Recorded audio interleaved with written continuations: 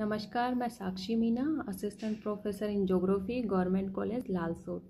आज के वीडियो में हम बात करेंगे ड्रेनेज सिस्टम ऑफ एशिया यानी कि एशिया के अपवाह तंत्र के बारे में। जैसा कि आप सभी को पता है, एशिया विश्व का सबसे बड़ा महाद्वीप है और इतने बड़े महाद्वीप के लिए अपवाह क्षेत्र का या अपवाह तंत्र का अपने आप में बहुत महत्व होता है। अगर हम संसार की सबसे बड़ी नदियों या प्रमुख नदियों की बात करें तो उनमें से 12 सबसे बड़ी नदियों में से केवल 7 नदियां अकेले एशिया में बहती है। और एशिया में हमें दोनों प्रकार का अपवाह तंत्र देखने को मिलता है, यानी कि प्राचीन अपवाह तंत्र भी और नवीन अपवाह तंत्र भी। अगर हम प्राचीन अपवाह तंत्र की बात करें तो ये हमें उत्तरी एशिया के प्राचीन भूखंडों में देखने को मिलेगा और इनमें जो नदियाँ प्रवाहित होती है वो है ओबे, येनिशी और लीना। वहीं बात करें हम नवीन अपवाह तंत्र की तो ये हमें जो मध्य एशिया से जो नदियाँ प्रवाहित होती है उनसे जो अपवाह क्षेत्र बनता है वो है। इसमें प्रमुख नदियाँ हैं यांगटीसी कियांग है, हवांगो, गंगा, ब्रह्मपुत्रा आदि। एशिया महाद्वीप के अपवाह तंत्र को हम 5 अपवाह प्रदेशों में बांट सकते हैं और ये 5 अपवाह प्रदेश या 5 अपवाह बेसिन कौन कौन से हैं वो है। सबसे पहले है हिंद महासागरीय अपवाह क्षेत्र, दूसरा है प्रशांत महासागरीय अपवाह क्षेत्र, तीसरा है आर्कटिक महासागरीय अपवाह क्षेत्र, चौथा है आंतरिक अपवाह क्षेत्र और लास्ट 5वां है भूमध्य सागरीय अपवाह क्षेत्र। अब इन पांचों का हम एक एक से वर्णन करेंगे। सबसे पहले हम लेंगे हिंद महासागरीय अपवाह क्षेत्र को। हिंद महासागरीय अपवाह क्षेत्र के विस्तार की बात करें तो इसका विस्तार है पश्चिमी एशिया में जो दजला फरात नदियां हैं वहाँ उनके एरिया से लेके पूर्व में मलेशिया तक इसका क्षेत्र विस्तृत है। और हिंद महासागर में जो जल गिराने वाली प्रमुख नदियां हैं वो है दजला फरात, सिंधु, गंगा, कावेरी, गोदावरी, नर्मदा, ब्रह्मपुत्रा आदि। अब सबसे पहले हम लेंगे दजला फरात नदी को। तो दजला और फरात दो नदियां हैं और इनमें जो फरात नदी है उसका उद्गम पूर्वी टर्की से होता है और दजला का होता है मध्यवर्ती टर्की से। ये दोनों नदियां आपस में इराक में जो बसरा नामक क्षेत्र है या स्थान है वहाँ पे आके मिलती है और फिर ये दोनों नदियां सत अल अरब नाम से फारस के उत्तरी खाड़ी में अपना जल गिराती है। और दजला और फरात नदियां इसलिए भी प्रसिद्ध है क्योंकि इन दोनों नदियों के मध्य या इन दोनों नदियों के अपवाह क्षेत्र में ही मेसोपोटामिया नामक सभ्यता का विकास हुआ, जो कि विश्व की प्राचीन सभ्यताओं में से एक है। इसके बाद हम बात करेंगे सिंधु नदी की। सिंधु नदी के उद्गम क्षेत्र की बात करें तो इसका उद्गम होता है तिब्बत में जो मानसरोवर झील है उसके पास जो कैलाश हिमानी है वहाँ से। और इस नदी का आगे प्रवाहित होने के बाद जो काराकोरम दर्रा है वहाँ पे इसमें जास्कर नामक नदी आके मिलती है। और अगर इसके दाहिने ओर की नदियों में जो सहायक नदियाँ आके मिलती हैं उनकी बात करें तो उनमें है काबुल, गिलगित और श्योक। आगे चलकर इस नदी में मिठानकोट के पास पंचनद नामक नदियों का समूह आके मिलता है और वो 5 नदियां हैं सतलज, रावी, व्यास, झेलम और चिनाब। इसके बाद हम बात करेंगे गंगा नदी की।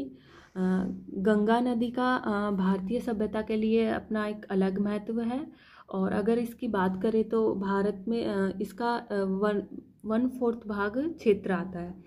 और इसका उद्गम क्षेत्र की बात करें तो ये इसका उद्गम होता है गंगोत्री हिमनद से और ये अलकनंदा और भागीरथी नामक 2 नदियों से मिलकर बनती है, जो ये दोनों नदियाँ देवप्रयाग में आके मिलती है। और देवप्रयाग के बाद इन दोनों नदियों को गंगा नदी के नाम से जाना जाता है आगे जब ये प्रवाहित होती है। तो अगर इसके बाएं किनारे पर आकर इसकी जो सहायक नदियाँ मिलती हैं उनकी बात करें तो उनमें है रामगंगा, घाघरा, गोमती, गंडक और कोसी।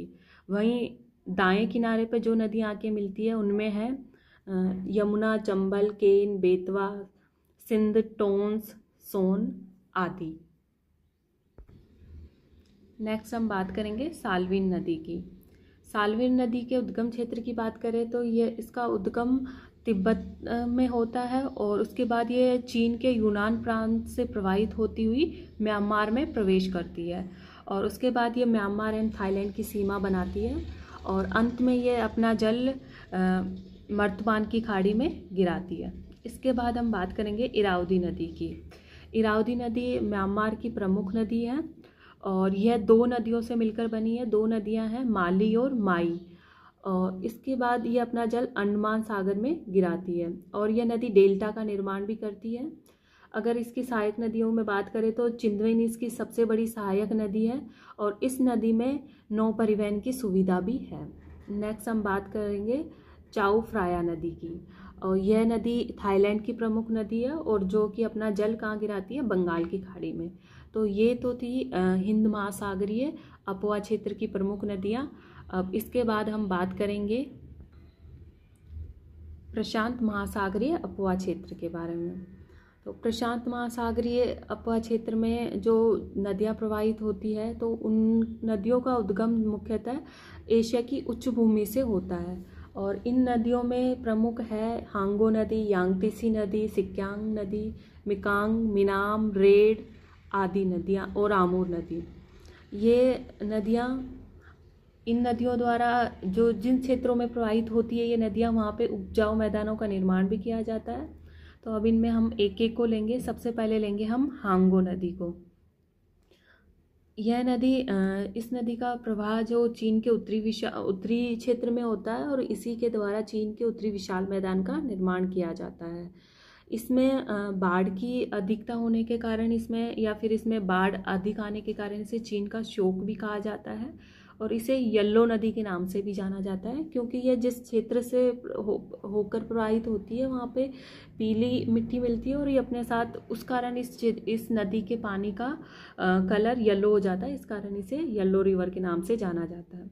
नेक्स्ट हम बात करेंगे यांगतीसिकियांग नदी की। यांगतीसिकियांग नदी भी प्रशांत महासागरीय अपवा क्षेत्र की सबसे प्रमुख नदी है और इसका उद्गम होता है किंगहाई हिमनद से जो कि तिब्बत में है। और अगर इस नदी की बात करें तो चीन के लिए इसका बहुत बड़ा योगदान है, यानी कि चीन की जीडीपी में इसका बहुत बड़ा योगदान है और चीन के लिए बहुत महत्व है। नेक्स्ट बात करते हैं हम सिक्यांग नदी की। सिक्यांग नदी चीन के दक्षिणी भाग में प्रवाहित होती है और इसका उद्गम होता है यूनान के पठार से और जो कि दक्षिणी लास्ट में जाके दक्षिणी चीन सागर में गिरती है। और जब यह यूनान प्रांत से प्रवाहित होती है तो यह म्यांमार, लाओस और थाईलैंड की सीमा बनाती है और कंबोडिया तथा दक्षिणी वियतनाम होके लास्ट में दक्षिणी चीन सागर में अपना जल गिराती है। नेक्स्ट है आमूर नदी। यह चीन के उत्तरी पूर्वी भाग से निकलती है और यह 2 नदियों से मिलकर बनी है। 2 नदियां हैं, ओनान व सिल्का नामक 2 नदियां, और यह रूस व चीन की सीमा बनाती है और अंत में यह नदी अपना जल ओखोटस्क सागर में गिराती है। इसके बाद हम बात करेंगे मिकांग नदी की।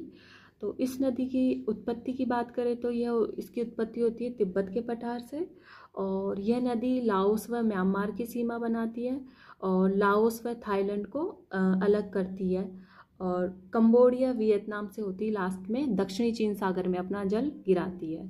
इसके बाद हम बात करेंगे तीसरे अपवा क्षेत्र के बारे में, अर्थात आर्कटिक महासागरीय अपवा क्षेत्र के बारे में। तो आर्कटिक महासागरीय अपवा क्षेत्र की बात करें तो यह हमें उत्तरी एशिया में देखने को मिलेगा और इसका विस्तार उत्तरी एशिया के संपूर्ण भाग में देखने को मिलेगा और इसमें जो प्रमुख नदियां प्रवाहित होती है उनमें है येनेसी, लीना, ओबे, ये प्रमुख नदियां हैं। अगर इस क्षेत्र की या इस अपवा क्षेत्र की बात करें तो इसकी प्रमुख विशेषता यह है कि इस क्षेत्र का अधिकांश भाग उत्तरी ध्रुव के पास है तो यहाँ पर ज़्यादातर हिमाच्छादित क्षेत्र देखने को मिलेगा और ठंडा क्षेत्र देखने को मिलेगा। इस कारण जब इस क्षेत्र में नदियाँ प्रवाहित होती है तो नदियों के मुहानों पर बर्फ़ के कारण दलदल देखने को मिलेंगे और जो इन नदियों का मुहाना होता है वहाँ पर पानी का जमाव हो जाता है। इस कारण यहाँ पे दलदलीय भाग देखने को मिलता है और यहाँ पर बंदरगाह भी नहीं मिलते इसी कारण। अब हम बात करेंगे चौथे आंतरिक अपवा क्षेत्र के बारे में। तो जैसा कि नाम से ही पता चल रहा है कि ये एशिया के आंतरिक भाग में प्रवाहित होने वाली नदियों के बारे में है। तो आंतरिक अपवाह क्षेत्र से तात्पर्य है कि वे नदियाँ जो या तो मौसमी अर्थात बारिश के समय बहती है या फिर जिनकी लंबाई बहुत कम होती है, जो कुछ सीमा तक या कुछ दूरी तक बहने के बाद विलुप्त हो जाती है। अगर इस क्षेत्र की बात करें तो एशिया में इस प्रकार के क्षेत्र का विस्तार है मध्यवर्ती भाग में अनातोलिया से लेकर पूर्व में मंचूरिया तक, अर्थात मध्यवर्ती एशिया में इस तरह का अपवाह क्षेत्र देखने को मिलता है। अगर इस अपवाह क्षेत्र की बात करें तो इसमें जो मिलने वाली प्रमुख नदियाँ वो है आमू दरिया और सरदरिया नदियाँ। ये दोनों नदियाँ जो यहाँ की प्रमुख है और जो कि अपना जल कहाँ गिराती है, अरल सागर में। इसी प्रकार अन्य जो नदियाँ हैं इस क्षेत्र में वो है इली, चू, खेतान और तारिम। ये नदियाँ अपना जल गिराती है बालकश झील में। और इसके बाद हम बात करेंगे जो लास्ट का अपवाह क्षेत्र है या भूमध्य सागरीय अपवाह क्षेत्र की।